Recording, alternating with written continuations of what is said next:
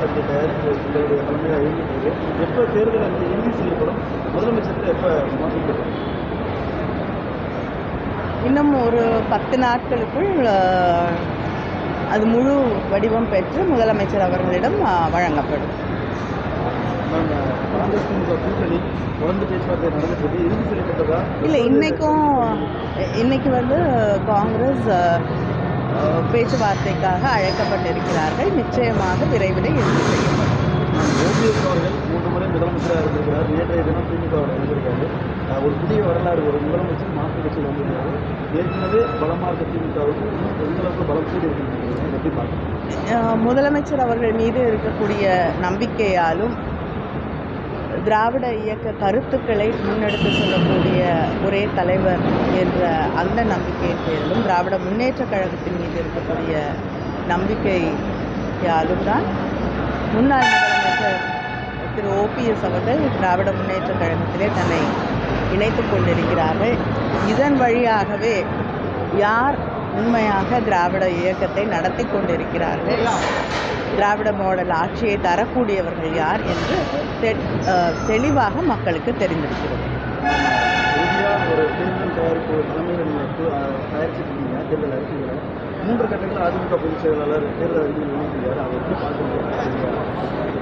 அதுக்கு பதிலடியாக திமுகவுடைய தேர்தல் அறிக்கை யாருக்கும் பதில் சொல்லக்கூடிய அளவுக்கு ஒரு தேர்தல் அறிக்கையை இன்னொருத்தருக்கு பதில் சொல்லக்கூடிய தேர்தல் அறிக்கையாக தயாரிக்க வேண்டும் என்ற அவசியம் திராவிட முன்னேற்ற கழகத்திற்கு இல்லை. ஏன்னா யார் தேர்தல் அறிக்கையை வெளியிட்டாலும் திராவிட முன்னேற்ற கழகத்தின் தேர்தல் அறிக்கையை தான் மக்கள் நம்ப தயாராக இருக்கிறார்கள்.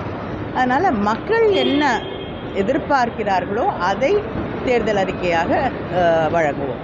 திமுகவுடைய தேர்தல் அறிக்கை தயாரிப்பு உங்களுடைய தலைமையாக இயங்கிட்டு எப்போ தேர்தல் அறிக்கை இறுதி செய்யப்படும்? முதலமைச்சருக்கு எப்போ சமர்ப்பிக்கப்படும்?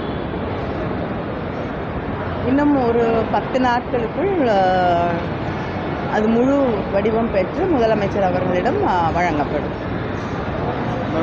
காங்கிரஸ் திமுக கூட்டணி தொடர்ந்து பேச்சுவார்த்தை நடந்துட்டு இறுதி செய்யப்பட்டதா? இல்லை, இன்னைக்கு வந்து காங்கிரஸ் பேச்சுவார்த்தைக்காக அழைக்கப்பட்டிருக்கிறார்கள். நிச்சயமாக விரைவில் இறுதி செய்யப்படும்.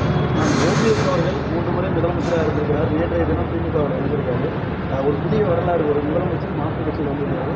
ஏற்கனவே பலமாக இருக்க திமுகவுக்கு எந்தளவுக்கு பலம் கூடி இருக்கிறது எப்படி பார்க்கணும்? முதலமைச்சர் அவர்கள் மீது இருக்கக்கூடிய நம்பிக்கையாலும் திராவிட இயக்க கருத்துக்களை முன்னெடுத்து சொல்லக்கூடிய ஒரே தலைவர் என்ற அந்த நம்பிக்கையின் பேரிலும் திராவிட முன்னேற்ற கழகத்தின் மீது இருக்கக்கூடிய நம்பிக்கையாலும் தான் முன்னாள் முதலமைச்சர் திரு ஓபிஎஸ் அவர்கள் திராவிட முன்னேற்ற கழகத்திலே தன்னை இணைத்துக் கொண்டிருக்கிறார்கள்.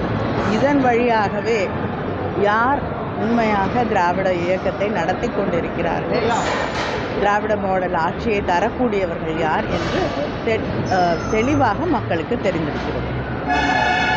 ஒரு தேர்தல் தயாரிப்பு தலைமையில் நீங்கள் தயாரிச்சிருக்கீங்க. தேர்தல் அறிக்கைகளை 3 கட்டங்கள் அதிமுக பொதுச் செயலாளர் தேர்தல் அறிக்கையில் வெளியிட்டிருக்காரு. அதை எப்படி பார்க்க?